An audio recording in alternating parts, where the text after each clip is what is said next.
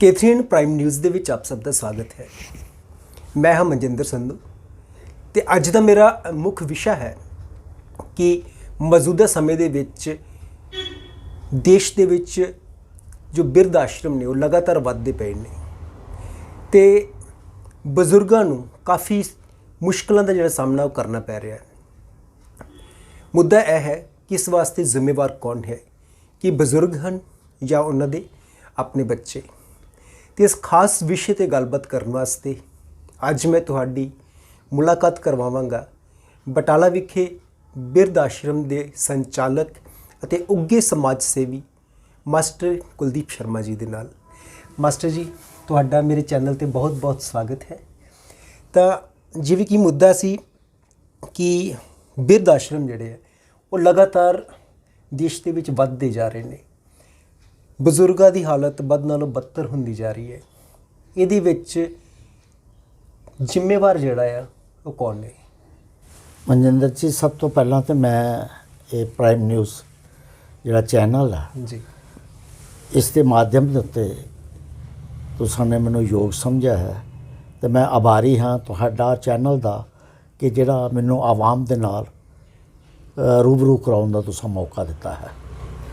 ਦੂਸਰਾ ਜੋ ਤੁਹਾਡਾ ਪ੍ਰਸ਼ਨ ਹੈ ਉਹ ਦਿਲ ਨੂੰ ਟੱਚ ਕਰਨ ਵਾਲਾ ਪ੍ਰਸ਼ਨ ਹੈ ਔਰ ਤੁਸੀਂ ਉਹ ਪ੍ਰਸ਼ਨ ਚੁੱਕਿਆ ਹੈ ਜਿਹੜਾ ਸਮਾਜ 'ਚ ਬਹੁਤ ਘੱਟ ਲੋਕ ਇਹਦੇ ਵੱਲ ਧਿਆਨ ਦਿੰਦੇ ਹਨ।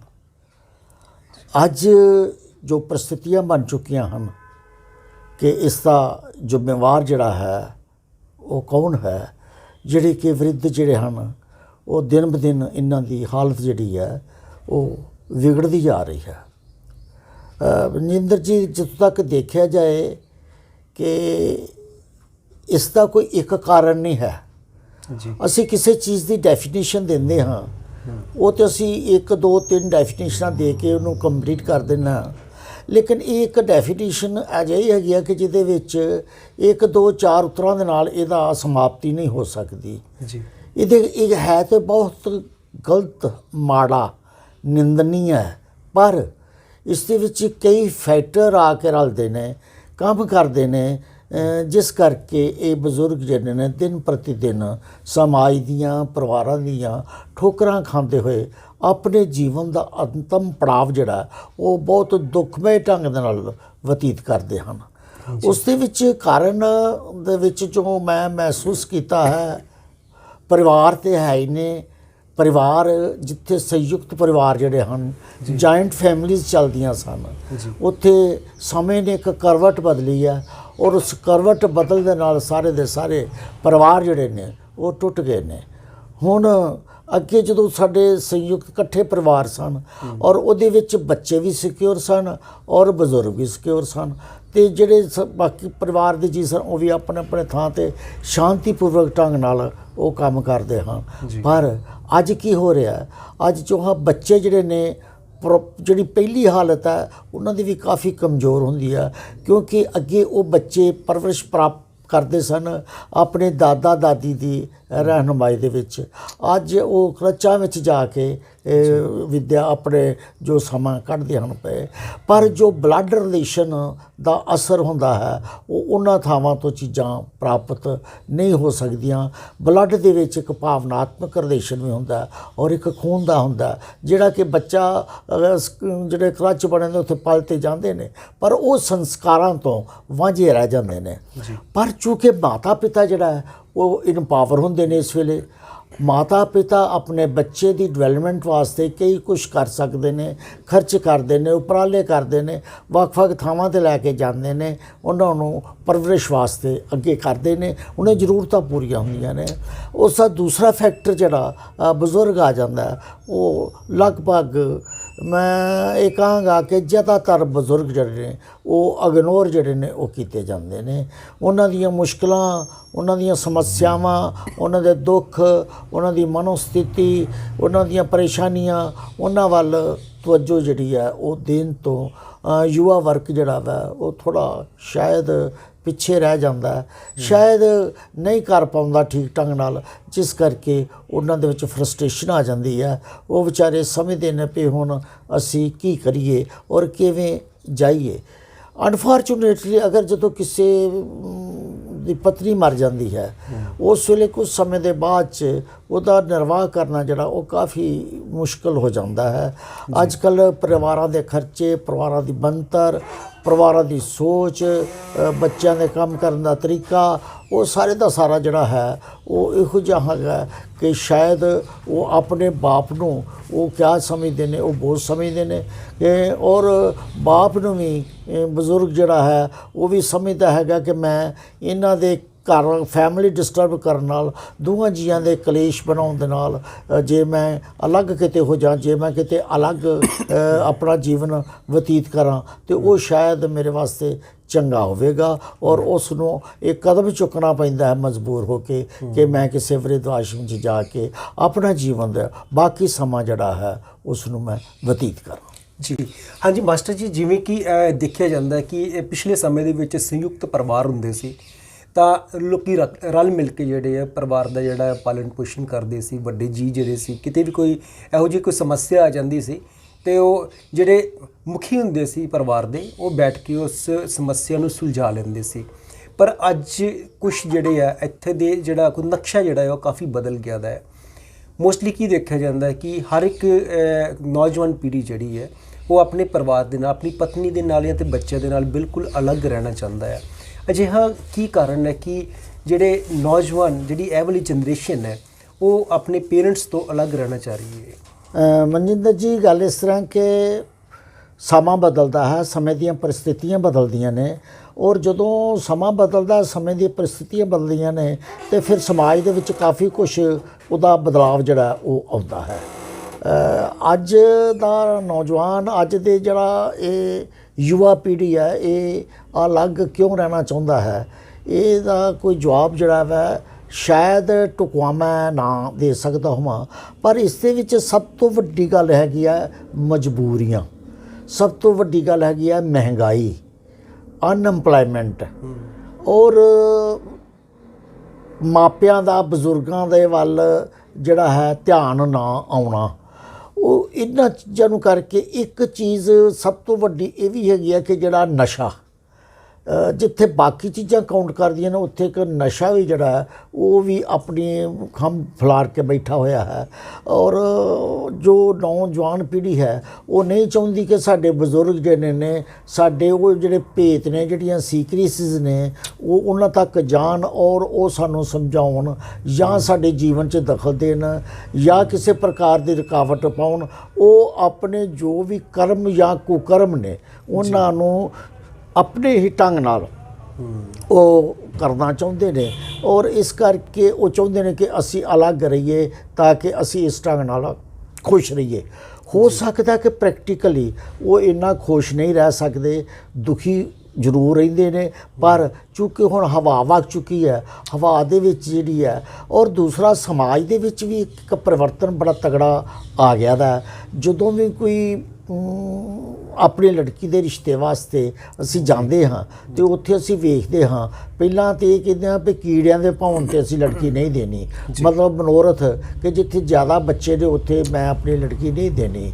ਉਹ ਵੀ ਗੱਲ ਕਿਸੇ ਹੱਦ ਤੱਕ ਠੀਕ ਹੋ ਸਕਦੀ ਸੀ, ਪਰ ਹੁਣ ਜਿਹੜੀ ਸੋਚਣ ਦੀ ਸ਼ਕਤੀ ਉਹ ਇੱਥੋਂ ਤੱਕ ਹੋ ਗਈ ਹੈ ਕਿ ਜਿੱਥੇ ਲੜਕਾ ਇਕੱਲਾ ਵਾ ਉੱਥੇ ਅਸੀਂ ਇਹ ਜਿਹੜਾ ਇਹ ਆਪਣੀ ਲੜਕੀ ਦਾ ਰਿਸ਼ਤਾ ਕਰਾਂਗੇ। ਸੋਚ ਜਿਹੜੀ ਆ ਉਹ ਇੰਨੀ ਕੁ ਬਦਲ ਗਈ ਹੈ ਕਿ ਲੜਕੀ ਵੀ ਆਪਣੇ ਸੱਸ ਸਹੁਰੇ ਦੀ ਸੇਵਾ ਕਰਨ ਤੋਂ ਥੋੜ੍ਹਾ ਪਰਹੇਜ਼ ਕਰਦੀ ਹੈ ਔਰ ਜਿਸ ਕਰਕੇ ਉਹਦੇ ਪਰਹੇਜ਼ ਦੇ ਨਾਲ ਨਾਲ ਦੂਸਰੀ ਇਹ ਵੀ ਹਾਲਤ ਹੋ ਸਕਦੀ ਹੈ ਕਿ ਲੜਕਾ ਦੀਆਂ ਆਦਤਾਂ ਸ਼ਾਇਦ ਜਿਹੜੀਆਂ ਨੇ ਉਹ ਸ਼ਾਹਪੁਰ ਕੱਢ, ਇਸ ਤਰ੍ਹਾਂ ਕਰਕੇ ਕਿੰਨੇ ਹੀ 8-10 ਵਰਿੱਧ ਆਸ਼ਰਮ ਸਾਡੇ ਲਾਗੇ ਚਾਗੇ ਜਿਹੜੇ ਨੇ ਉਹ ਹੈ ਨੇ ਔਰ ਉੱਥੇ ਜੀਵ ਜਿਹੜੇ ਨੇ ਰਹਿ ਰਹੇ ਨੇ।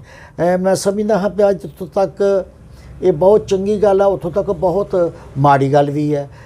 ਕਦੀ ਮੈਂ ਪੜ੍ਹਿਆ ਤਾਂ ਹਿਸਟਰੀ ਜਿਹੜੀ ਹੈ, ਹਿਸਟਰੀ ਆਫ ਇੰਡੀਆ ਵੀ ਪੜ੍ਹੀ ਦੀ ਹੈ, ਲੇਕਿਨ ਜਾਂ ਅਸੀਂ ਆਪਣੇ ਧਾਰਮਿਕ ਗ੍ਰੰਥ ਜਿੱਥੋਂ ਅਸੀਂ ਸੇਧ ਲੈ ਕੇ ਚੱਲਦੇ ਹਾਂ, ਜੇ ਅਸੀਂ ਸ਼੍ਰੀ ਗੁਰੂ ਗ੍ਰੰਥ ਸਾਹਿਬ ਜੀ ਮਹਾਰਾਜ ਜੀ ਦੇ ਦੇਖੀਏ, ਜੇ ਅਸੀਂ ਸ਼੍ਰੀ ਰਾਮਾਇਣ ਜੀ ਦੇ ਦੇਖੀਏ, ਜੇ ਅਸੀਂ ਸ਼੍ਰੀ ਗੀਤਾ ਜੀ ਦੇ ਦੇਖੀਏ, ਕਿਤੇ ਵੀ ਸਾਨੂੰ ਇਹਨਾਂ ਧਾਰਮਿਕ ਗ੍ਰੰਥਾਂ 'ਚ ਸਾਨੂੰ ਵਰਿੱਧ ਆਸ਼ਰਮ ਦਾ ਨਾਂ ਜਿਹੜਾ ਉਹ ਸਾਡੇ ਵੇਖਣ ਪੜ੍ਹਨ ਸੁਣਨ ਦੇ ਵਿੱਚ ਨਹੀਂ ਆਇਆ। ਤੋ ਉਸ ਵੇਲੇ ਵੀ ਬਜ਼ੁਰਗ ਸਨ, ਬੜੇ ਮਾਣ ਸਨਮਾਨ ਦੇ ਨਾਲ ਉਹਨਾਂ ਦਾ ਆਦਰ ਕੀਤਾ ਜਾਂਦਾ ਸੀ ਔਰ ਸਮਾਂ ਬੀਤਦਾ ਜਾਂਦਾ ਸੀ। ਇਹ ਸ਼ਬਦ ਵਰਿੱਧ ਆਸ਼ਰਮ ਸਾਡੇ ਦੇਸ਼ ਵਾਸਤੇ ਸ਼ਾਇਦ ਨਹੀਂ ਸੀ, ਪਰ ਅੱਜ ਦਾ ਜੋ ਵਕਤ ਹੈ, ਅੱਜ ਤੇ ਮੈਂ ਇਹ ਸਮਝਣਾ ਕਿ ਇੱਕ ਤੇ ਉਹ ਵਰਗ ਹੈਗਾ ਕਿ ਜਿਨ੍ਹਾਂ ਦੇ ਰਹਿਣ ਵਾਸਤੇ ਘਰ ਨਹੀਂ, ਖਾਣ ਵਾਸਤੇ ਕੁਛ ਨਹੀਂ ਜੀ। ਸਰਕਾਰ ਬਹੁਤ ਕੁਛ ਕਰਦੀ ਹੈ, ਪਰ ਬਹੁਤ ਕੁਛ ਕਰਦੇ ਹੋਏ ਜਿੰਨਾ ਚਿਰ ਇਹ ਸੰਸਥਾਵਾਂ ਅੱਗੇ ਨਹੀਂ ਆਉਂਦੀਆਂ ਉਹਨਾਂ ਚਿਰ ਪੂਰਾ ਕੰਮ ਨਹੀਂ ਬਣ ਪਾਉਂਦਾ। ਇਹਨਾਂ ਦਾ ਸਹਿਯੋਗ ਵੀ ਚਾਹੀਦਾ ਹੁੰਦਾ। ਸੋ ਇਨਸਾਨ ਦੀ ਸੇਵਾ ਕਰਨ ਦੇ ਵਾਸਤੇ ਇਹ ਸੰਸਥਾਵਾਂ ਜਿਹੜੀਆਂ ਨੇ ਇਹ ਅੱਗੇ ਆਉਂਦੀਆਂ ਹਨ ਔਰ ਇਹ ਕੰਮ ਜਿਹੜਾ ਹੈ ਉਹ ਚੱਲਦਾ ਹੈ। ਸੋ ਮਨਜਿੰਦਰ ਜੀ, ਜਿੱਥੋਂ ਤੱਕ ਇਹ ਗੱਲ ਹੈਗੀ ਹੈ ਕਿ ਵਰਿੱਧ ਆਸ਼ਰਮ ਦੇ ਵਿੱਚ ਜੋ ਅਧਿਕਤਾ ਹੋ ਰਹੀ ਹੈ, ਉਸ ਦੇ ਵਿੱਚ ਸਮਾਂ ਮੈਂ ਕਹਿ ਸਕਣਾ ਔਰ ਸਾਡੀਆਂ ਮਾਨਵ ਦੀਆਂ ਕਮਜ਼ੋਰੀਆਂ ਜਿਹੜੀਆਂ ਨੇ ਉਹ ਅੱਗੇ ਆ ਰਹੀਆਂ ਨੇ। ਅੱਜ ਤੁਸੀਂ ਦੇਖੋ ਕਿ ਕਈਆਂ ਥਾਵਾਂ ਦੇ ਉੱਤੇ ਇੱਕ ਬਿਜ਼ਨਸ ਹੀ ਬਣ ਚੁੱਕਾ ਹੈ। ਉੱਥੇ ਬਜ਼ੁਰਗ ਖਾਸ ਤੌਰ 'ਤੇ ਜਿਹੜੇ ਰਿਟਾਇਰੀ ਇਹਨਾਂ ਦੀ ਮੁਸ਼ਕਲਾਂ ਨੇ, ਉਹ ਚਾਹੁੰਦੇ ਨੇ ਕਿ ਅਸੀਂ ਪੈਸੇ ਵੀ ਦੇ ਕੇ ਬਾਹਰ ਰਹਿ ਲਈਏ। ਦੂਸਰੇ ਇੱਕ ਹੋਰ ਵੀ ਕਾਰਨ ਹੈ ਕਿ ਸਾਡੇ ਬੱਚੇ ਜਿਹੜੇ ਨੇ ਉਹ ਸਾਡੇ ਕੋਲ ਨਹੀਂ ਰਹਿ ਰਹੇ। ਅਸੀਂ ਜੇ ਬਟਾਲੇ ਰਹਿੰਦੇ ਹਾਂ, ਬੱਚੇ ਸਾਡੇ ਕੰਮ ਗੁੜਗਾਵਾਂ ਕਰਦੇ ਨੇ ਪਏ, ਕੋਈ ਬੰਬੇ ਕਰਦਾ ਪਿਆ, ਔਰ ਬਹੁਤ ਸਾਰੇ ਬੱਚੇ ਸਾਡੇ ਜਿਹੜੇ ਨੇ ਉਹ ਵਿਦੇਸ਼ਾਂ ਵੱਲ ਤੁਰੇ ਜਾ ਰਹੇ ਨੇ ਹੈ। ਔਰ ਉਹਨਾਂ ਹਾਲਾਤਾਂ ਦੇ ਵਿੱਚ ਬਜ਼ੁਰਗ ਕਿੱਥੇ ਜਾਣ, ਕੀ ਕਰਨ, ਫਿਰ ਮਜਬੂਰਨ ਉਹਨਾਂ ਨੂੰ ਵਰਿੱਧ ਆਸ਼ਰਮਾਂ ਦਾ ਵੀ ਜਿਹੜਾ ਆਸਰਾ ਉਹ ਲੈਣਾ ਪੈਂਦਾ। ਹੁਣ ਤੇ ਸਰਕਾਰ ਨੇ ਵੀ ਇਹ ਅਜਿਹੇ ਕਾਨੂੰਨ ਪਾਸ ਕੀਤੇ ਨੇ ਕਿ ਹਰ ਜ਼ਿਲ੍ਹੇ ਦੇ ਵਿੱਚ ਜ਼ਿਲ੍ਹਾ ਲੈਵਲ 'ਤੇ ਇੱਕ ਵਰਿੱਧ ਆਸ਼ਰਮ ਬਣੇਗਾ। ਮੈਂ ਸਮਝਣਾ ਅਗਰ ਜੇ ਮਜਬੂਰੀਆਂ ਦੇ ਵਿੱਚ ਵੇਖਿਆ ਜਾਏ, ਇਹ ਬਹੁਤ ਅੱਛਾ ਉਪਰਾਲਾ ਹੈ ਔਰ ਇਸ ਦੇ ਢੰਗ ਦੇ ਨਾਲ ਇਹ ਚੱਲਦਾ ਪਿਆ। ਜੇ ਸਮਾਜ ਦੇ ਵਿੱਚ ਇਸ ਤਰ੍ਹਾਂ ਚੱਲਦਾ ਤਾਂ ਉਹਦਾ ਉਪਰਾਲਾ ਵੀ ਕੋਈ ਨਾ ਕੋਈ ਹੋਣਾ ਜੀ। ਹਾਂਜੀ ਮਾਸਟਰ ਜੀ, ਜਿਵੇਂ ਵੱਖ ਵੱਖਰੀਆਂ ਜਿਹੜੀਆਂ ਮਜਬੂਰੀਆਂ ਤੁਸੀਂ ਦੱਸੀਆਂ ਕਿ ਵੱਖਰੇ ਵੱਖਰੇ ਪਹਿਲੂ ਹੋ ਸਕਦੇ ਨੇ ਕਿ ਬਜ਼ੁਰਗ ਕਿਉਂ ਆਣ ਕੇ ਇੱਥੇ ਜਿਹੜੇ ਆਪਣੇ ਬਿਰਧ ਆਸ਼ਰਮ ਦੇ ਵਿੱਚ ਜਿਹੜੇ ਉਹ ਰਹਿੰਦੇ ਪਏ ਨੇ। ਕਈ ਹਾਲਾਤ ਇਹੋ ਜਿਹੇ ਘਰ ਦੇ ਵਿੱਚ ਇਹ ਆ ਜਾਂਦੇ ਨੇ, ਪ੍ਰੋਬਲਮ ਕ੍ਰੀਏਟਸ ਹੋ ਜਾਂਦੀਆਂ ਕਿ ਇਹ ਜਨਰੇਸ਼ਨ ਗੈਪ ਆ ਜਾਂਦਾ ਹੈ। ਉਹ ਜਨਰੇਸ਼ਨ ਗੈਪ ਦੇ ਵਿੱਚ ਵੀ ਉਹ ਜਿਹੜੇ ਇੱਕ ਦੂਜੇ ਦੇ ਨਾਲ ਤਾਲਮੇਲ ਨਹੀਂ ਹੋ ਸਕਦੀ। ਇੱਕ ਬੱਚੇ ਦੀ ਆਪਣੇ ਬਾਪ ਨਾਲ ਜਾਂ ਪੇਰੈਂਟਸ ਨਾਲ, ਜਾਂ ਪੇਰੈਂਟਸ ਦੀ ਆਪਣੇ ਬੱਚਿਆਂ ਨਾਲ ਕੋਈ ਤਾਲਮੇਲ ਜਦੋਂ ਨਹੀਂ ਹੁੰਦੀ, ਉਹਨਾਂ ਹਾਲਾਤਾਂ ਦੇ ਵਿੱਚ ਵੀ ਪੇਰੈਂਟਸ ਨੂੰ ਜਿਹੜਾ ਆ ਉਹ ਬਿਰਧ ਆਸ਼ਰਮ ਦਾ ਸਹਾਰਾ ਲੈਣਾ ਪੈਂਦਾ ਆ। ਜਿਵੇਂ ਕਿ ਤੁਸੀਂ ਕਾਫੀ ਲੰਬੇ ਸਮੇਂ ਤੋਂ ਇਹ ਬਿਰਧ ਆਸ਼ਰਮ ਦੇ ਵਿੱਚ ਐਜ਼ ਏ ਸੰਚਾਲਕ ਵਜੋਂ ਕੰਮ ਕਰ ਰਹੇ ਹੋ, ਲੋਕਾਂ ਦੀ ਸੇਵਾ ਕਰ ਰਹੇ ਹੋ, ਬਜ਼ੁਰਗਾਂ ਦੀ ਸੇਵਾ ਕਰਦੇ ਪਏ ਹੋ, ਤੁਹਾਨੂੰ ਕਿਤੇ ਮਹਿਸੂਸ ਹੋਇਆ ਕਿ ਇਹ ਜਨਰੇਸ਼ਨ ਗੈਪ ਦੇ ਵਿੱਚ ਕਿਤੇ ਬਜ਼ੁਰਗਾਂ ਦਾ ਵੀ ਕਸੂਰ ਹੋਵੇਗਾ? ਹਾਂਜੀ, ਬਹੁਤ ਅੱਛਾ ਜੀ। ਮੈਨੂੰ ਇਹ ਚੀਜ਼ ਕਹਿਣ ਦੇ ਵਿੱਚ ਮੈਂ ਵੀ ਬਜ਼ੁਰਗ ਹਾਂ, ਸ਼ਾਇਦ 77 ਸਾਲ ਦਾ ਹਾਂ, ਅਤੇ ਬੱਚਾ ਤਾਂ ਹੈ ਨਹੀਂ। ਮੈਨੂੰ ਵੀ ਉਹ ਸਾਰੀਆਂ ਮਜਬੂਰੀਆਂ ਦਾ ਸਾਹਮਣਾ ਕਰਨਾ ਪੈਂਦਾ ਹੈ। ਔਰ ਮੈਂ ਕਦੀ ਆਪ ਇਹ ਗੱਲ ਕਹਿੰਦਾ ਹੁੰਦਾ ਸਾਂ ਕਿ ਯੁਵਾ ਪੀੜ੍ਹੀ ਦਾ ਕਸੂਰ ਹੈ ਕਿ ਉਹ ਆਪਣੇ ਬਜ਼ੁਰਗਾਂ ਵੱਲ ਤਵੱਜੋ ਨਹੀਂ ਦੇ ਰਹੇ, ਅਤੇ ਯੁਵਾ ਪੀੜ੍ਹੀ ਨੂੰ ਇਸ ਤਰ੍ਹਾਂ ਕਰਨਾ ਚਾਹੀਦਾ, ਇਸ ਤਰ੍ਹਾਂ ਕਰਨਾ ਚਾਹੀਦਾ, ਇਸ ਤਰ੍ਹਾਂ ਕਰਨਾ ਚਾਹੀਦਾ, ਆਪਣੇ ਮਾਪਿਆਂ ਦਾ ਧਿਆਨ ਰੱਖਣਾ ਚਾਹੀਦਾ। ਕਿਉਂਕਿ ਮੇਰੇ 'ਤੇ ਪ੍ਰਾਚੀਨਤਾ ਦਾ ਅਸਰ ਸੀ, ਮੇਰੇ 'ਤੇ ਜੋ ਪਹਿਲਾ ਸਮਾਜ ਸੀ ਉਹਦਾ ਅਸਰ ਸੀ ਕਿ ਕਿਸ ਤਰ੍ਹਾਂ ਬਜ਼ੁਰਗਾਂ ਵੱਲ ਧਿਆਨ ਰੱਖਿਆ ਜਾਂਦਾ। ਪਰ ਮੈਂ ਅੱਜ ਇਹ ਕਹਿਣ ਲੱਗਿਆ, ਮੈਨੂੰ ਕੋਈ ਝਿਜਕ ਨਹੀਂ ਹੋਵੇਗੀ ਕਿ ਇੱਥੋਂ ਤੱਕ ਪਹੁੰਚਣ ਵਿੱਚ ਸਾਡਾ ਬਜ਼ੁਰਗਾਂ ਦਾ ਵੀ ਯੋਗਦਾਨ ਹੈ। ਅਸੀਂ ਜੇ ਬਦਲ ਹੋਏ ਸਮਾਜ ਦੇ ਨਾਲ ਅਸੀਂ ਵੀ ਬਦਲਣ ਦੀ ਕੋਸ਼ਿਸ਼ ਕਰੀਏ, ਅਸੀਂ ਵੀ ਸਮਾਜ ਦੇ ਵਿੱਚ ਇਹ ਸਮਝੀਏ ਕਿ ਇਹ ਜਿਹੜਾ ਪਰਿਵਾਰ ਹੈ, ਜਿਹੜਾ ਸਾਡਾ ਨੂੰਹ ਪੋਤਾ ਪੋਤੇ ਪੋਤਰੀਆਂ ਨੇ, ਅਸੀਂ ਆਪਣੇ ਪਰਿਵਾਰ 'ਚ ਹਰ ਢੰਗ ਨਾਲ ਆਪਣੀ ਅੜੀ ਛੱਡ ਕੇ, ਆਪਣਾ ਜਿਹੜਾ ਈਗੋ ਆਪਣੇ ਦਿਮਾਗ 'ਚੋਂ ਛੱਡ ਕੇ ਅਸੀਂ ਜੇ ਉਹਨਾਂ ਨਾਲ ਕੋਆਪਰੇਟ ਕਰਕੇ ਚੱਲਾਂਗੇ ਤੇ ਮੈਂ ਸਮਝਦਾ ਹਾਂ ਕਿ ਪਰਿਵਾਰ ਸੁਖੀ ਹੋ ਸਕਦਾ ਹੈ ਔਰ ਉਹ ਬੱਚੇ, ਉਹ ਨੂੰਹ ਪੁੱਤਰ ਜਿਹੜਾ ਉਹ ਸਾਡਾ ਮਾਣ ਸਨਮਾਨ ਜਿਹੜਾ ਉਹ ਕਰ ਸਕਦੇ ਹਨ। ਮੈਂ ਚਾਹੁੰਦਾ ਹਾਂ ਕਿ ਜੇ ਅਸੀਂ ਇਸ ਪਾਸੇ ਨੂੰ ਚੱਲ ਪਈਏ ਤੇ ਫਿਰ ਕਾਫੀ ਸਮੱਸਿਆ ਜਿਹੜਾ ਉਹ ਖਤਮ ਤਾਂ ਨਹੀਂ ਹੋਏਗੀ ਪਰ ਘਟ ਜ਼ਰੂਰ ਜਾਏਗੀ। ਮੈਂ ਬਜ਼ੁਰਗ ਹੋਣ ਦੇ ਨਾਤੇ ਜਿੱਥੇ ਮੈਂ ਆਪਣੀ ਨੌਜਵਾਨ ਪੀੜ੍ਹੀ ਨੂੰ ਇਹ ਗੱਲ ਕਹਿੰਦਾ ਹਾਂ ਵੀ ਸਭ ਕੁਝ ਜ਼ਰੂਰ ਕਰੋ, ਸਭ ਕੁਝ ਤੁਸੀਂ ਜੋ ਵੀ ਕਰਨਾ ਹੈ, ਪੂਜਾ ਪਾਠ ਬੰਦਗੀ, ਪਰ ਆਪਣੇ ਬਜ਼ੁਰਗਾਂ ਦਾ ਜਿਹੜਾ ਹੈ ਜ਼ਰੂਰ ਧਿਆਨ ਰੱਖੋ। ਬਜ਼ੁਰਗਾਂ ਦਾ ਧਿਆਨ ਰੱਖਿਆ ਸਭ ਕੁਝ ਮਿਲ ਸਕਦਾ ਹੈ। ਮੈਂ ਇੱਕ ਥਾਂ ਪੜ੍ਹਿਆ ਸੀ, ਵਿਰਧੋਂ ਕੋ ਵੰਦਨ ਕਰੋ, ਵਿਰਧੋਂ ਕੀ ਕਰ ਸੇਵ, ਵਿਰਧੋਂ ਕੇ ਹੀ ਸੇਵ ਸੇ ਮਿਲਤੇ ਹੈ ਸਭ ਦੇਵ। ਬਜ਼ੁਰਗਾਂ ਦੀ ਸੇਵਾ ਨਾਲ ਹੀ ਸਾਨੂੰ ਰਿਸ਼ੀ ਮੁਨੀ ਔਰ ਦੇਵਤੇ ਪੈਗੰਬਰ ਜਿਹੜੇ ਨੇ ਉਹ ਮਿਲਦੇ ਨੇ। ਐਸਾ ਮੈਨੇ ਇਹ ਪੜ੍ਹਿਆ ਸੀ। ਔਰ ਦੂਸਰੇ ਪਾਸੇ ਅਗਰ ਜੇ ਮੈਂ ਬਜ਼ੁਰਗਾਂ ਵਾਸਤੇ ਇਹ ਗੱਲ ਕਹਾਂਗਾ, ਮੈਂ ਕਹਾਂਗਾ ਮੇਰੇ ਭੈਣੋ, ਮੇਰੇ ਭਰਾਓ, ਜੋ ਹੈ ਸੇਵਾ, ਅਸੀਂ ਭਗਵਾਨ ਦੀ ਸੇਵਾ ਕਰਦੇ ਹਾਂ, ਪਰ ਭਗਵਾਨ ਦੀ ਸੇਵਾ ਦੇ ਤਾਂ ਹੀ ਹੈ ਕਿ ਜੇ ਅਸੀਂ ਇਨਸਾਨ ਦੀ ਸੇਵਾ ਕਰਾਂਗੇ, ਸਾਡਾ ਨੂੰਹ ਪੁੱਤਰ ਪੋਤਰੇ ਪੋਤਰੀਆਂ ਉਹਦੇ ਵਿੱਚ ਅਸੀਂ ਜੁੜੇ ਹਾਂ। ਅਸੀਂ ਉਹਨਾਂ ਦੀ ਸੇਵਾ ਕਰਦੇ ਹੋਏ ਭਗਵਾਨ ਨੂੰ ਇਨਸਾਨ ਦੇ ਰੂਪ 'ਚ ਮੰਨ ਕੇ ਚੱਲਦੇ ਹੋਏ ਇਹ ਗੱਲ ਕਹਾਂਗਾ, ਕਿਆ ਕਰੇਗਾ प्यार वो ईमान को, क्या करेगा प्यार वो भगवान को, जन्म लेकर गोद की इंसान में कर पाया ना प्यार जो इंसान को।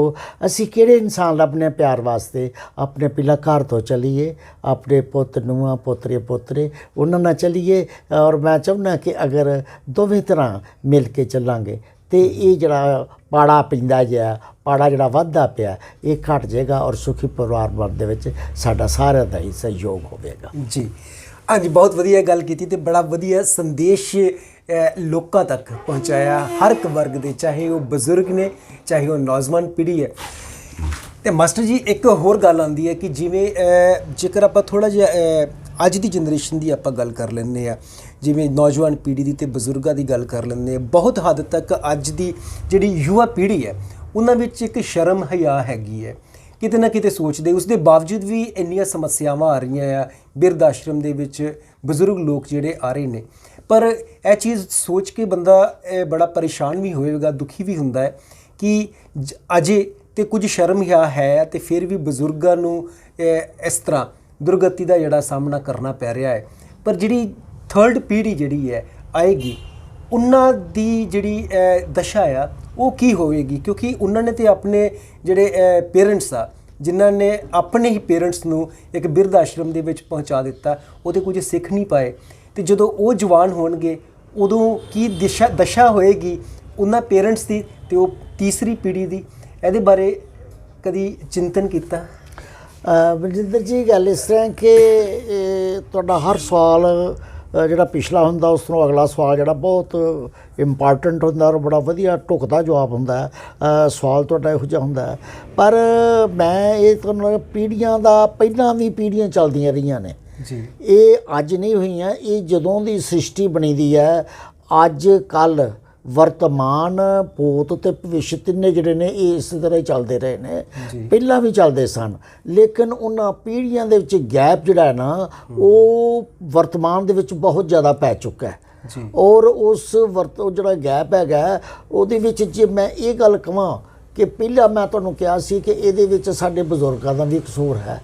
ਹੁਣ ਮੈਂ ਤੁਹਾਨੂੰ ਇੱਕ ਗੱਲ ਇਹ ਗੱਲ ਕਹਾਂਗਾ ਕਿ ਸਾਡਾ ਬਹੁਤ ਜ਼ਿਆਦਾ ਇਸ ਪਾਸੇ ਝੁਕਾਵ ਜਿਹੜਾ ਘਟ ਚੁੱਕਾ ਦਾ। ਅੱਗੇ ਸਾਡੇ ਜਦੋਂ ਸੰਤਾਨ ਉਤਪੱਤੀ ਹੁੰਦੀ ਸੀ, ਅਸੀਂ ਸੰਸਕਾਰਾਂ ਦੇ ਰੂਪ ਨਾਲ ਆਪਣੇ ਬੱਚਿਆਂ ਦੀ ਉਤਪੱਤੀ ਕਰਦੇ ਸਨ, ਜਿਹੜਾ ਕਿ ਅੱਜ ਅਸੀਂ ਉਹਨਾਂ ਸੰਸਕਾਰਾਂ ਤੋਂ ਬਹੁਤ ਪਿਛਾਂਹ ਚਲੇ ਗਏ ਹਾਂ। ਅੱਜ ਅਸੀਂ ਉਹਨੂੰ ਇੱਕ ਗੈਰ ਜ਼ਰੂਰੀ ਸਮਝਦੇ ਹੋਇਆਂ ਉਹਨੂੰ ਸ਼ਾਇਦ ਨਹੀਂ ਮੰਨਦੇ।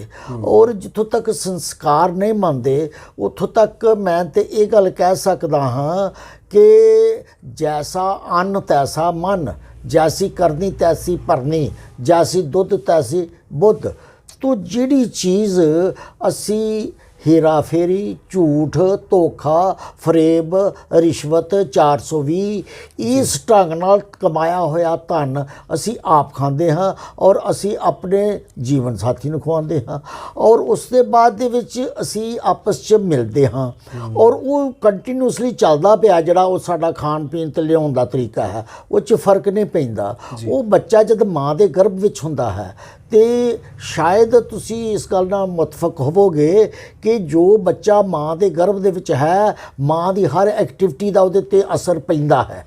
ਅਗਰ ਤੇ ਜੋ ਧਾਰਮਿਕ ਵਿਚਾਰਾਂ ਵਾਲੀ ਮਾਂ ਹੈ ਤੇ ਬੱਚੇ ਤੇ ਧਾਰਮਿਕ ਪਏਗਾ, ਅਗਰ ਜੇ ਉਹ ਹੋਰ ਪਾਸੇ ਦਾ ਤਾਂ ਉਹਦਾ ਉੱਦਾਂ ਦਾ ਪੈ ਜਾਏਗਾ। ਤਾਂ ਜੋ ਅਗਰ ਜੇ ਉਹ ਪੈ ਸਕਦਾ ਹੈ ਤਾਂ ਜੋ ਅਸੀਂ ਖੁਰਾਕ ਖਾਂਦੇ ਹਾਂ ਉਸ ਖੁਰਾਕ ਦਾ ਵੀ ਨਾੜੂ ਰਾਹੀਂ ਉਸ ਬੱਚੇ ਤੇ ਅਸਰ ਜਾਣਾ ਹੈ। ਜਦ ਉਹ ਸਾਡਾ ਇਸ ਤਰ੍ਹਾਂ ਦਾ ਅਪਵਿੱਤਰ ਹੈ ਤੇ ਅਸੀਂ ਪਵਿੱਤਰਤਾ ਦੀ ਜੇ ਆਸ ਕਰੀਏ ਤੇ ਸ਼ਾਇਦ ਇਹ ਸਾਡੀ ਭੁੱਲ ਹੋਵੇਗੀ।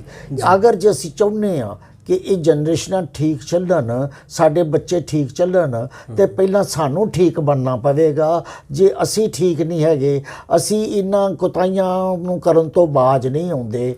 ਅਸੀਂ ਉਹ ਝੂਠ, ਉਹ ਹੇਰਾ ਫੇਰੀ, ਉਹ ਧੋਖਾ, ਉਹ ਫਰੇਬ, 420, ਉਹ ਰਿਸ਼ਵਤ, ਅਸੀਂ ਕਹਿੰਦੇ ਕੁਛ ਹਾਂ ਤੇ ਕਰਦੇ ਕੁਛ ਹਾਂ। ਅੱਜ ਜੇ ਸੱਚ ਵੇਖਿਆ ਜਾਏ ਤੇ ਅਸੀਂ ਜ਼ਿਆਦਾਤਰ ਬਹਿਰੂਪੀਆ ਦਾ ਰੂਪ ਅਖਤਿਆਰ ਕਰ ਚੁੱਕੇ ਦੇ ਹਾਂ। ਇਸ ਕਰਕੇ ਸਾਨੂੰ ਆਪ ਨੂੰ ਬਦਲਣਾ ਪਏਗਾ ਤਾਂ ਕਿ ਸਾਡਾ ਜਿਹੜਾ ਆਉਣ ਵਾਲਾ ਸਮਾਂ ਹੈ, ਆਉਣ ਵਾਲਾ ਬੱਚੇ ਜਿਹੜੇ ਨੇ ਉਹ ਬਦਲਣ। ਸੰਸਕਾਰਾਂ ਦਾ ਜ਼ਰੂਰ ਅਸਰ ਹੁੰਦਾ ਹੈ। ਜੇ ਮਾਂ-ਬਾਪ ਮੰਨਦਾ ਹੈ, ਜਾਣਦਾ ਹੈ, ਉਹ ਇੱਜ਼ਤ ਕਰਦਾ ਹੈ ਤੇ ਬੱਚੇ ਇੱਜ਼ਤ ਵੀ ਕਰਨਗੇ। ਤੇ ਜੇ ਮਾਂ-ਬਾਪ ਨਹੀਂ ਕਰਦਾ ਤੇ ਫਿਰ ਉਹਨਾਂ ਨੂੰ ਵੀ ਤਿਆਰ ਰਹਿਣਾ ਚਾਹੀਦਾ ਕਿ ਅੱਜ ਇਹ ਹੋ ਰਿਹਾ, ਪੀੜ੍ਹੀ ਦਰ ਪੀੜ੍ਹੀ ਆ ਰਿਹਾ, ਅੱਜ ਮੇਰੇ ਨਹੀਂ ਕੀਤੀ ਗਾ, ਉਹਨਾਂ ਦੇ ਨਹੀਂ ਕਰਨੇਗਾ, ਉਹਨਾਂ ਦੇ ਕਰਦੇ ਨੇ, ਔਰ ਸਮਾਜ ਜਿਹੜਾ ਇੱਕ ਇਸ ਤਰ੍ਹਾਂ ਦਾ ਬਣ ਜਾਏਗਾ ਤੇ ਜਿਹਦੇ 'ਚ ਉਹ ਖੁਸ਼ੀਆਂ, ਉਹ ਖੇੜੇ ਜਿਹੜੇ ਉਹ ਨਹੀਂ ਰਹਿਣਗੇ। ਖੁਸ਼ੀਆਂ, ਖੇੜੇ, ਹਾਸੇ ਲਿਆਉਣ ਦੇ ਵਾਸਤੇ ਸਾਨੂੰ ਇੱਕ ਦੂਸਰੇ ਦਾ ਸਨਮਾਨ ਕਰਨਾ ਪਏਗਾ, ਇੱਕ ਦੂਜੇ ਦੀ ਇੱਜ਼ਤ ਕਰਨੀ ਪਏਗੀ, ਸਾਨੂੰ ਖੁਰਾਕ ਦਾ ਖਿਆਲ ਰੱਖਣਾ ਪਏਗਾ, ਸਾਨੂੰ ਸੰਸਕਾਰਾਂ ਦਾ ਖਿਆਲ ਰੱਖਣਾ ਪਏਗਾ। ਅੱਜ ਦਾ ਜੀਵਨ ਜ਼ਿਆਦਾ ਵਿਸ਼ੇ ਵਿਕਾਰਾਂ ਦਾ ਮਨਜਿੰਦਰ 'ਚ ਜੀਵਨ ਹੋ ਚੁੱਕਾ ਹੈ। ਅੱਜ ਦਾ ਜੀਵਨ ਜਿਹੜਾ ਹੈ ਉਹ ਵਿਖਾਵੇ ਦਾ ਜੀਵਨ ਹੋ ਚੁੱਕਾ ਹੈ। ਅੱਜ ਦਾ ਜੀਵਨ ਜਿਹੜਾ ਹੈਗਾ ਸ਼ਾਇਦ ਉਹ ਵਫਾਦਾਰੀ ਤੋਂ ਰਹਿਤ ਦਾ ਜੀਵਨ ਬਣਦਾ ਤੁਰਿਆ ਜਾ ਰਿਹਾ ਹੈ। ਪਰ ਸਾਨੂੰ ਉੱਧਰ ਨੂੰ ਮੁੜਨਾ ਹੀ ਪਏਗਾ। ਅਗਰ ਅਸੀਂ ਮੁੜਾਂਗੇ ਅਸੀਂ ਵੀ ਖੁਸ਼ ਰਹਿ ਸਕਦੇ ਹਾਂ, ਸਮਾਜ ਵੀ ਖੁਸ਼ ਰਹਿ ਸਕਦਾ, ਆਉਣ ਵਾਲਾ ਜਿਹੜਾ ਸਾਡਾ ਸਮਾਂ ਹੈ ਉਹ ਵੀ ਅੱਛਾ ਰਹਿ ਸਕਦਾ, ਸਾਡੇ ਬੱਚਿਆਂ 'ਤੇ ਵੀ ਅੱਛਾ, ਔਰ ਇਹ ਪੀੜ੍ਹੀ ਦਰ ਪੀੜ੍ਹੀ ਅੱਛੀ ਪਰੰਪਰਾ ਜਿਹੜੀ ਹੈ ਉਹ ਚੱਲ ਸਕਦੀ ਹੈ। ਬਹੁਤ ਹੀ ਉਮਦਾ ਗਿਆਨ ਦਿੱਤਾ ਤੁਸੀਂ ਕਿ ਜਿਵੇਂ ਸੰਸਕਾਰਾਂ ਦੀ ਗੱਲ ਕੀਤੀ ਕਿ ਜਿਹੋ ਜਿਹੇ ਸੰਸਕਾਰ ਹੋਣਗੇ ਐਜ਼ ਇਟ ਇਜ਼ ਜਿਹੜੇ ਸੰਸਕਾਰ ਹੈ ਉਹ ਬੱਚੇ ਦੇ ਵਿੱਚ ਵੀ ਪੈਦਾ ਹੋਣਗੇ ਤੇ ਬੱਚਾ ਫਿਰ ਉਸ ਤਰ੍ਹਾਂ ਹੀ ਤੁਹਾਡੇ ਨਾਲ ਟਰੀਟ ਕਰੇਗਾ ਜਿਵੇਂ ਜਿਹੋ ਜਿਹੇ ਸੰਸਕਾਰ ਜਿਹੜੇ ਹੈ ਤੁਸੀਂ ਉਹਨਾਂ ਨੂੰ ਦਿੱਤੇ ਹੈ। ਬਜ਼ੁਰਗ ਖਾਸ ਕਰਕੇ ਜਿਹੜੇ ਪੇਰੈਂਟਸ ਨੇ ਸਾਰੀ ਜ਼ਿੰਦਗੀ ਜਿਹੜੀ ਆਪਣੀ ਹੈ ਉਹ ਬੱਚਿਆਂ 'ਤੇ ਨਿਸ਼ਾਵਰ ਕਰ ਦਿੱਤੀ ਹੁੰਦੀ ਹੈ। ਪਾਈ ਲਗਾ ਕੇ ਪਹਿਲਾਂ ਬੱਚਿਆਂ ਨੂੰ ਪੜ੍ਹਾਉਂਦੇ ਨੇ, ਫਿਰ ਉਹਨਾਂ ਨੂੰ ਸਟੈਂਡ ਕਰਦੇ ਨੇ, ਵਿਆਹੁੰਦੇ ਨੇ ਤੇ ਫਿਰ ਜੋ ਵੀ ਪੂੰਜੀ ਹੁੰਦੀ ਹੈ ਉਹ ਆਪਣੇ ਬੱਚਿਆਂ 'ਤੇ ਨਿਸ਼ਾਵਰ ਕਰ ਦਿੰਦੇ ਆ ਤੇ ਐਂਡ ਆਫ ਦਾ ਡੇ ਜਦੋਂ ਉਹ ਬਜ਼ੁਰਗ ਅਵਸਥਾ ਦੇ ਵਿੱਚ ਆਉਂਦੇ ਆ ਉਹਨਾਂ ਨੂੰ ਆਪਣੇ ਹੀ ਪਾਲਣ ਪੋਸ਼ਣ ਵਾਸਤੇ ਜਾਂ ਆਪਣੀ ਰੋਜ਼ੀ ਰੋਟੀ ਵਾਸਤੇ ਜਾਂ ਖਾਣੇ ਵਾਸਤੇ, ਦੋ ਡੰਗ ਦੀ ਰੋਟੀ ਵਾਸਤੇ ਵੀ ਉਹਨਾਂ ਕੋਲ ਖੁਦ ਦੇ ਪੈਸੇ ਨਹੀਂ ਹੁੰਦੇ ਕਿਉਂਕਿ ਸਾਰੇ ਪੈਸੇ ਉਹ ਆਪਣੇ ਔਲਾਦ 'ਤੇ ਲਗਾ ਚੁੱਕੇ ਹੁੰਦੇ ਨੇ। ਪਰ ਜਿਹੜੀਆਂ ਪਰਿਸਥਿਤੀਆਂ ਅੱਜ ਬਜ਼ੁਰਗ ਅਵਸਥਾ ਦੇ ਵਿੱਚ ਲੋਕਾਂ ਨੂੰ ਦੇਖਣ ਨੂੰ ਮਿਲਦੀਆਂ ਪਈਆਂ ਆ, ਅਸੀਂ ਸਮਝ ਸਕਦੇ ਹਾਂ ਕਿ ਬਜ਼ੁਰਗਾਂ ਨੂੰ ਆਪਣੀ ਸੇਵਿੰਗ ਕਰਨੀ ਚਾਹੀਦੀ ਹੈ ਆਪਣੀ 올ਡ ਏਜ ਵਾਸਤੇ, ਤਾਂ ਕਿ ਜੇਕਰ ਕਿਤੇ ਵੀ ਜਾ ਕੇ ਬੱਚੇ ਉਹਨਾਂ ਦੀ ਪਰਵਰਿਸ਼ ਨਹੀਂ ਕਰਦੇ ਤੇ ਉਹ ਘੱਟੋ ਘੱਟ ਆਪਣੇ ਪੈਰਾਂ 'ਤੇ ਸਟੈਂਡ ਤਾਂ ਹੋ ਸਕਣ, ਦੋ ਡੰਗ ਦੀ ਰੋਟੀ ਤਾਂ ਖਾ ਸਕਣ। ਬਿਲਕੁਲ ਜੀ, ਮੈਂ ਤੁਹਾਡੇ ਨਾਲ ਇਹਦੇ ਨਾਲ ਮੁਤਫਿਕ ਹਾਂ। ਜੋ ਤੁਸੀਂ ਮੇਰੇ ਨਾਲ ਵਿਚਾਰ ਆਪਣੇ ਸਾਂਝੇ ਕੀਤੇ ਨੇ ਕਿ ਦੋ ਤਰ੍ਹਾਂ ਦੀਆਂ ਗੱਲਾਂ ਨੇ। ਇੱਕ ਤਾਂ ਹੁੰਦਾ ਵੀ ਕਿਸੇ ਕੋਲ ਹੈ ਹੀ ਨਹੀਂ ਜੀ, ਉਹ ਵਿਚਾਰਾ ਮਜਬੂਰ ਆ, ਉਹਦੇ ਕੋਲ ਬੈਂਕ ਬੈਲੈਂਸ ਨਹੀਂ ਹੈਗਾ, ਉਹਦੇ ਕੋਲ ਕੋਈ ਗਹਿਣਾ ਨਹੀਂ, ਕੋਈ ਮੂਵੇਬਲ ਔਰ ਇਮੂਵੇਬਲ ਪ੍ਰਾਪਰਟੀ ਉਹਦੇ ਕੋਲ ਨਹੀਂ ਹੈਗੀ। ਜਿਹਦੇ ਕੋਲ ਨਹੀਂ ਹੈਗੀ ਉਹਦੀ ਤੇ ਮਜਬੂਰੀ ਆ, ਉਹ ਤੇ ਇਸ ਤਰ੍ਹਾਂ ਚੱਲੇਗਾ ਜੀ। ਪਰ ਜਿਹਦੇ ਕੋਲ ਹੈ, ਚਾਹੇ ਉਹ ਸਰਵਿਸ ਕਰਦਾ ਹੈ, ਚਾਹੇ ਉਹ ਬਿਜ਼ਨਸ ਕਰਦਾ ਹੈ, ਜਦੋਂ ਵਕਤ ਤੋਂ ਪਹਿਲਾਂ ਅਸੀਂ ਭਾਵਨਾ ਵਿੱਚ ਬਹਿ ਕੇ ਜੋ ਕੁਛ ਸਾਡਾ ਹੈ ਉਹ ਅਸੀਂ ਅਗਲੇ ਪਾਸੇ ਦੇ ਦਿੰਦੇ ਹਾਂ ਤੇ ਫਿਰ ਤੇ ਅਗਲੇ ਦੇ ਰਹਿਮੋ ਕਰਮ 'ਤੇ ਹੀ ਗੱਲ ਬਣਦੀ ਹੈ ਵੀ ਉਹ ਸਾਡੇ ਨਾਲ ਕੀ ਚੰਗਾ ਵਿਹਾਰ ਕਰੇ ਜਾਂ ਮਾੜਾ ਵਿਹਾਰ ਕਰੇ ਜੀ। ਇੱਕ ਮਾਂ ਜਿਹੜੇ ਜਾਂ ਇੱਕ ਬਾਪ ਜਿਹੜਾ ਉਹ 4-5 ਬੱਚਿਆਂ ਨੂੰ ਪਾਲ ਸਕਦਾ ਹੈ, ਪੜ੍ਹਾ ਸਕਦਾ ਹੈ, ਵਿਆਹ ਸਕਦਾ ਹੈ। ਪਰ ਮੈਂ ਤੈਨੂੰ ਬੜੇ ਦੁੱਖ ਨਾਲ ਕਹਿਣਾ ਮੈਨੂੰ ਪੈ ਰਿਹਾ, ਪਰ 4-5 ਭੈਣ ਭਰਾ ਜਿਹੜੇ ਨੇ ਉਹ ਇੱਕ ਮਾਂ ਨੂੰ ਜਾਂ ਪਿਓ ਨੂੰ ਸੰਭਾਲਣ ਦੇ ਵਿੱਚ ਅਸਮਰਥ ਹੁੰਦੇ ਨੇ, ਉਹ ਸੰਭਾਲਣਾ ਨਹੀਂ ਚਾਹੁੰਦੇ। ਇਸ ਕਰਕੇ ਇਸ ਮੌਕਾ ਪ੍ਰਸਤੀ ਦੇ ਸਮੇਂ ਦੇ ਵਿੱਚ ਮਾਂ ਬਾਪ ਨੂੰ ਇੱਕ ਚੀਜ਼ ਜ਼ਰੂਰ ਵੇਖਣੀ ਚਾਹੀਦੀ ਹੈ ਕਿ ਅਗਰ ਜਿਹਦੇ ਕੋਲ ਹੈਗਾ ਉਹਨਾਂ ਕੁ ਦੇਣ ਜਿੰਨਾ ਕੁ ਚਾਹੀਦਾ, ਸਭ ਕੁਝ ਹੀ ਆਪਣਾ ਨਾ ਦੇ ਦੇਣ ਤਾਂ ਕਿ ਉਹਨਾਂ ਨੂੰ ਆਪ ਹੱਥ ਧੋ ਕੇ ਬੈਠਣਾ ਪਏਗਾ। ਪਰ ਅੱਜ ਸ਼ਾਇਦ ਜਿੱਧਰ ਨੂੰ ਵਕਤ ਜਾ ਰਿਹਾ ਉਸੇ ਮੁਤਾਬਕ ਸਰਕਾਰ ਵੀ ਬੜੀ ਚੌਕਸ ਹੈ। ਸਰਕਾਰ ਨੇ ਵੀ ਅਜਿਹੇ ਕਾਨੂੰਨ ਬਣਾ ਦਿੱਤੇ ਦੇ ਨੇ ਕਿ ਬਜ਼ੁਰਗਾਂ ਦੀ ਜਾਇਦਾਦ ਅਗਰ ਪੁੱਤ ਬਜ਼ੁਰਗ ਕਿਸੇ ਢੰਗ ਨਾਲ ਭਾਵਨਾ 'ਚ ਬਹਿ ਕੇ ਉਹ ਰਜਿਸਟਰੀ ਕਰ ਦਿੰਦੇ ਨੇ, ਉਹ ਕਰ ਦਿੰਦੇ ਨੇ, ਉਹ ਪੁੱਤਾਂ ਕੋਲ ਚਲੀ ਜਾਂਦੀ ਹੈ। ਪਰ ਪੁੱਤ ਉਹਨਾਂ ਬਜ਼ੁਰਗਾਂ ਨੂੰ ਮਾਣ ਸਨਮਾਨ ਨਹੀਂ ਦਿੰਦੇ, ਉਹਨਾਂ ਨੂੰ ਖਾਣ ਵਾਸਤੇ, ਪਹਿਨਣ ਵਾਸਤੇ, ਰਹਿਣ ਵਾਸਤੇ ਸੁਵਿਧਾਵਾਂ ਨਹੀਂ ਦਿੰਦੇ, ਔਰ ਸਰਕਾਰ ਦੇ ਨੋਟਿਸ 'ਚ ਇਹ ਚੀਜ਼ ਆ ਜਾਂਦੀ ਹੈ ਤਾਂ ਸਰਕਾਰ ਵੀ ਤਗੜੇ ਹੱਥੀਂ ਉੱਥੇ ਜਾਂਦੀ ਹੈ। ਉਹ ਜਿਹੜੀਆਂ ਕੀਤੀਆਂ ਹੋਈਆਂ ਰਜਿਸਟਰੀਆਂ ਉਹਨਾਂ ਨੂੰ ਰੱਦ ਵੀ ਕਰ ਦਿੰਦੀ ਹੈ ਔਰ ਉਹਨਾਂ ਬਜ਼ੁਰਗਾਂ ਨੂੰ ਮੁਸਲਮਾਨਪੂਰਵਕ ਉੱਥੇ ਰਹਿਣ ਦੇ ਵਾਸਤੇ ਕਹਿੰਦੀ ਹੈ। ਇੱਥੋਂ ਤੱਕ ਕਿ ਅਗਰ ਇਸ ਵੇਲੇ ਕੋਈ ਇਸ ਤਰ੍ਹਾਂ ਦੇ ਡਿਸਪਿਊਟ ਆਉਂਦੇ ਨੇ ਤੇ ਉਹ ਸਰਕਾਰ ਜਿਹੜਾ ਉਹਨਾਂ ਨੇ ਇੱਕ ਇਸ ਤਰ੍ਹਾਂ ਦਾ ਸਿਸਟਮ ਬਣਾਇਆ, ਇੱਕ ਐਪਲੀਕੇਸ਼ਨ ਜਿਹੜਾ STM ਸਾਹਿਬ ਦੇ ਨੂੰ ਜਾ ਕੇ ਦੇਣੀ ਪੈਂਦੀ ਹੈ ਕਿ ਮੇਰੇ ਨਾਲ ਆਹ ਕੁਛ ਹੋ ਰਿਹਾ। तो STM ਸਾਹਿਬ ਉੱਥੇ ਕੋਈ ਵਕੀਲ ਸਾਹਿਬ ਕਰਨ ਦੀ ਲੋੜ ਨਹੀਂ, ਕੋਈ ਹੋਰ ਕੁਛ ਕਰਨ ਨਹੀਂ। ਉਹ ਜੋ ਐਕਟ ਕਹਿੰਦਾ, ਐਕਟ ਦੇ ਮੁਤਾਬਕ STM ਸਾਹਿਬ 3 ਮਹੀਨੇ ਦੇ ਵਿੱਚ ਉਹਦਾ ਫੈਸਲਾ ਦੇਣਗੇ। ਫੈਸਲਾ ਜਿਹੜਾ ਹੈ ਉਹ ਇਹ ਦੇਖਣਗੇ ਵੀ ਇਹ ਕੀ ਇਹਦੇ ਹਾਲਾਤ ਹੈਗੇ ਨੇ ਔਰ ਉਹਦੇ ਵਿੱਚ ਜਿਹੜਾ ਬੱਚਾ ਹੈ ਉਸ ਨੂੰ ਪਨਿਸ਼ਮੈਂਟ ਵੀ ਹੋ ਸਕਦੀ ਹੈ ਔਰ ਉਸ ਨੂੰ ਜੁਰਮਾਨਾ ਵੀ ਹੋ ਸਕਦਾ ਹੈ। ਅਗਰ ਜੇ ਕਿਸੇ ਦਾ ਪੁੱਤਰ ਨਹੀਂ, ਉਹ ਅੱਗੇ ਪਿੱਛੇ ਤੇ ਫਿਰ ਗਾਂ ਪੁੱਤਰਾਂ ਦੇ ਪੁੱਤਰ, ਧੀਆਂ ਦੇ ਪੁੱਤਰ ਜਾਂ ਇਹੋ ਜਿਹੇ ਰਿਲੇਟਿਵ ਜਿਹੜੇ ਨੇ ਉਹਨਾਂ ਦੀ ਵੀ ਸਰਕਾਰ ਜ਼ਿੰਮੇਵਾਰੀ ਲਾ ਸਕਦੀ ਹੈ। ਸਰਕਾਰ ਦਾ ਆਪਣਾ ਪੱਖ ਬਿਲਕੁਲ ਕਲੀਅਰ ਆ ਔਰ ਜਿੰਨਾ ਕੋ ਕਰ ਸਕਦੇ ਨੇ। ਇਹ ਜਾਤਾਂ ਤੇ ਮੇਲ ਲੱਗਦੀ ਹੈ ਸਾਡੀ, ਅਸੀਂ ਹਰ ਜਾਤ ਉਹ ਜਿਹੜੀਆਂ ਆਪਣੀ ਆਪਣੀ ਮੇਲ ਜਿਹੜੀ ਆ ਉੱਥੇ ਜਾ ਕੇ ਇਕੱਠੇ ਹੁੰਦੇ ਨੇ। ਸ਼ਾਇਦ ਕੋਈ ਉੱਥੇ ਪੂਜਾ ਪਾਠ ਹੁੰਦੀ ਹੈ, ਕੋਈ ਭਾਸ਼ਣ ਹੁੰਦਾ, ਕੋਈ ਪ੍ਰਵਚਨ ਹੁੰਦੇ ਨੇ, ਕੋਈ ਪੂਰੀ ਕੜਾਹ ਖਾਣ ਪੀਣ ਦਾ ਵੀ ਪ੍ਰਬੰਧ ਹੁੰਦਾ ਹੈ। ਪਰ ਉਹ ਤੇ ਅਸੀਂ ਜਿਹੜੇ ਮਰਨ ਦੇ ਬਾਅਦ ਜਿਹੜੇ ਪਹਿਲਾਂ ਮਰ ਚੁੱਕੇ ਨੇ ਉਹਨਾਂ ਦੀ ਯਾਦ ਦੇ ਵਿੱਚ ਜਾ ਕੇ ਮੇਲਾ ਲਾਉਂਦੇ ਆ, ਕਰਦੇ ਹਾਂ। ਅਤੇ ਮੈਂ ਇੱਕ ਸਲਾਹ ਦਿਆਂਗਾ, ਉਹ ਵੀ ਕਰੀ ਚੱਲੋ, ਉਹ ਵੀ ਕਰਨੀ ਚਾਹੀਦੀ ਹੈ, ਉਹ ਵੀ ਜ਼ਰੂਰੀ ਹੈ। ਪਰ ਇਸ ਵੇਲੇ ਜਿਹੜੇ ਸਾਡੇ ਨਾਲ ਜੁੜਦੇ ਨੇ ਬਜ਼ੁਰਗ, ਅਸੀਂ ਉਹਨਾਂ ਦੀ ਜੇ ਮੇਲ ਕਰਦੇ ਰਹੀਏ, ਹਰ ਰੋਜ਼ ਉਹਨਾਂ ਦਾ ਸਨਮਾਨ ਕਰਦੇ ਰਹੀਏ। ਯਾਰ ਮਾਂ ਕੀ ਮੰਗਦੀ ਆ? ਮਾਂ ਹਾਰ ਪਾਉਣਾ ਨਹੀਂ ਮੰਗਦੀ। ਮਾਂ ਇਹ ਨਹੀਂ ਕਹਿੰਦੀ ਮੇਰੇ ਲੱਤਾਂ ਘੁੱਟੋ, ਮਾਂ ਇਹ ਨਹੀਂ ਕਹਿੰਦੀ ਕਿ ਮੈਨੂੰ ਆ ਦਿਓ। ਮਾਂ ਤੇ ਬੱਚੇ ਨੂੰ ਕਹੇਗੀ ਤੇਰਾ ਭਲਾ ਹੋਵੇ, ਇਹ ਖਰਚ ਨਾ ਕਰ। ਤੇ ਉਸ ਮਾਂ ਨੂੰ ਅਗਰ ਜੇ ਅਸੀਂ 2 ਸ਼ਬਦ ਉਹਦੇ ਲਾਗੇ, ਉਸ ਮਾਂ ਦੇ ਲਾਗੇ ਜਾ ਕੇ ਬਹਿ ਵੀ ਜਾਵਾਂਗੇ, ਉਸ ਬਾਪ, ਅੱਜ ਅਸੀਂ ਸਭ ਕੁਝ ਕਰ ਸਕਦੇ ਹਾਂ, ਸਾਡੇ ਕੋਲ ਸਮਾਂ ਹੈ ਨਹੀਂ ਅਸੀਂ ਆਪਣੇ ਮਾਂ ਬਾਪ ਦੇ ਕੋਲ ਜਾ ਕੇ ਬਹਿ ਸਕੀਏ। ਮਨਜਿੰਦਰ ਜੀ ਪੈਸਾ ਦੇਣਾ ਕਰਨਾ ਉਹ ਤਾਂ ਗੱਲ ਅਲੱਗ ਹੈ, ਕੱਪੜੇ ਦੇਣੇ ਤੇ ਗੱਲ ਅਲੱਗ ਹੈ, ਉਹ ਇੱਕ ਵੱਖਰੀ ਗੱਲ ਹੈ। ਦਈਏ ਜਾਂ ਨਾ ਦਈਏ, ਕਿੰਨੇ ਕੁ ਨੌਜਵਾਨ ਨੇ ਜਿਹੜੇ ਆਪਣੇ ਬਜ਼ੁਰਗ ਮਾਤਾ ਪਿਤਾ ਦੇ ਕੋਲ ਜਾ ਕੇ ਬਹਿੰਦੇ ਨੇ, ਉਹਨੂੰ ਪੁੱਛਦੇ ਨੇ ਪਾਪਾ ਜੀ ਮੰਮੀ ਜੀ ਤੁਹਾਡਾ ਕੀ ਹਾਲ ਹੈ, ਦਵਾਈ ਖਾਧੀ ਕਿ ਨਹੀਂ ਖਾਧੀ, ਕੱਲ੍ਹ ਤੋਂ ਮੈਂ ਤੁਹਾਨੂੰ ਦਵਾਈ ਦਿਆਂਗਾ, ਅੱਜ ਤੁਹਾਡੀ ਕਮੀਜ਼ ਜਿਹੜੀ ਹੈ ਪਾਟੇ ਮੈਂ ਤੁਹਾਨੂੰ ਕੱਲ੍ਹ ਲਿਆ ਕੇ ਦਿਆਂਗਾ, ਸੁਣਾਓ ਤੁਹਾਡੀ ਨੂੰਹ ਨੇ ਤੁਹਾਨੂੰ ਕੁਛ ਨਹੀਂ ਮਾੜਾ ਕਿਹਾ, ਕੌਣ ਫਲਾਣਾ ਆਇਆ ਸੀ ਉਹਨੇ ਤੁਹਾਨੂੰ ਕੀ ਕਿਹਾ। ਕਿੰਨੇ ਕੁ ਬੱਚੇ ਨੇ ਕਿ ਜਿਹੜੇ ਆਪਣੇ ਮਾਂ ਨਾਲ, ਮੈਂ ਕਹਿੰਦਾ ਕਿ ਸ਼ਾਇਦ ਦੇਣ ਤੋਂ ਜ਼ਿਆਦਾ ਅਗਰ ਜੇ ਆਪਣੇ ਮਾਪਿਆਂ ਦੇ ਚਰਨਾਂ 'ਚ 10 ਮਿੰਟ ਬੈਠਾ ਜਾਏ ਔਰ ਉਹ ਮੰਦਰਾਂ ਮਸਜਿਦਾਂ ਤੋਂ ਜ਼ਿਆਦਾ ਜਿਹੜਾ ਇਸ ਜੀਵ ਦੇ ਫਾਇਦੇਮੰਦ ਹੋ ਸਕਦਾ ਹੈ। ਇਸ ਕਰਕੇ ਸਾਨੂੰ ਆਪਣੇ ਜਿਉਂਦੇ ਮਾਂ ਬਾਪ ਵੱਲ ਜਿਹੜਾ ਉਹ ਤਵੱਜੋ ਦੇਣੀ ਚਾਹੀਦੀ ਹੈ ਔਰ ਸਭ ਤੋਂ ਵੱਡੀ ਇਹ ਭਗਤੀ ਹੈ। ਬਿਲਕੁਲ ਜੀ, ਬਹੁਤ ਹੀ ਉਮਦਾ ਵਿਚਾਰ ਤੇ ਬਹੁਤ ਹੀ ਵਧੀਆ ਤਰੀਕੇ ਦੇ ਨਾਲ ਮਾਸਟਰ ਜੀ ਨੇ ਜਿਹੜਾ ਇੱਕ ਸੰਦੇਸ਼ ਦਿੱਤਾ ਹੈ, ਸੁਨੇਹਾ ਦਿੱਤਾ ਹੈ ਕਿ ਦੋਨਾਂ ਪੀੜ੍ਹੀਆਂ ਨੂੰ, ਨੌਜਵਾਨ ਪੀੜ੍ਹੀ ਨੂੰ ਤੇ ਜੋ ਬਜ਼ੁਰਗ ਅਵਸਥਾ ਦੇ ਵਿੱਚ ਰਹਿ ਰਹੇ ਲੋਕ ਨੇ ਉਹਨਾਂ ਨੂੰ ਵੀ ਇੱਕ ਸਾਂਝਾ ਸੰਦੇਸ਼ ਦਿੱਤਾ ਹੈ ਕਿ ਜੇਕਰ ਆਪਾਂ ਆਪਸੀ ਪਿਆਰ ਦੇ ਨਾਲ ਇੱਕ ਦੂਜੇ ਦੇ ਨਾਲ ਮਿਲ ਵਰਤ ਕੇ ਇੱਕ ਦੂਜੇ ਦੀ ਇੱਜ਼ਤ ਮਾਨ ਸਨਮਾਨ ਕਰਕੇ ਜੇਕਰ ਅਸੀਂ ਰਹੀਏ, ਇੱਕ ਦੂਜੇ ਦੇ ਅਨੁਸਾਰ ਸੁਭਾਅ ਦੇ ਮੁਤਾਬਕ ਜੇਕਰ ਅਸੀਂ ਢਲ ਕੇ ਰਹਿੰਦੇ ਹਾਂ ਤੇ ਕਿਤੇ ਨਾ ਕਿਤੇ ਜਿਹੜੀ ਜ਼ਿੰਦਗੀ ਆ ਉਹ ਸੁਖਾਵੀ ਹੋ ਸਕਦੀ ਹੈ।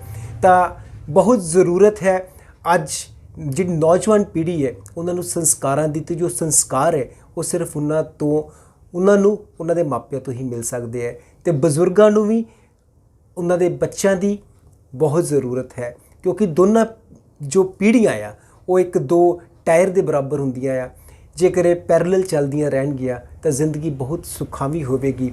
ਇੱਕ ਦੂਸਰੇ ਦੀ ਜ਼ਰੂਰਤ ਹੈ। ਜੇਕਰ ਮਾਪਿਆਂ ਨੇ ਕਾਫੀ ਲੰਬੇ ਸਮੇਂ ਤੋਂ ਬੱਚਿਆਂ ਨੂੰ ਜੰਮ ਕੇ ਪਾਲ ਪੋਸ ਕੇ ਵੱਡਿਆ ਕੀਤਾ, ਉਹਨਾਂ ਨੂੰ ਸਟੈਂਡ ਕੀਤਾ ਤੇ ਅੱਜ ਬਜ਼ੁਰਗ ਅਵਸਥਾ ਦੇ ਵਿੱਚ ਵੀ ਉਹ ਆਪਣੇ ਬੱਚਿਆਂ ਤੋਂ ਇਹੀ ਉਮੀਦ ਰੱਖਦੇ ਨੇ ਕਿ ਉਹ ਵੀ ਉਹਨਾਂ ਦਾ ਸਹਾਰਾ ਬਣਨ।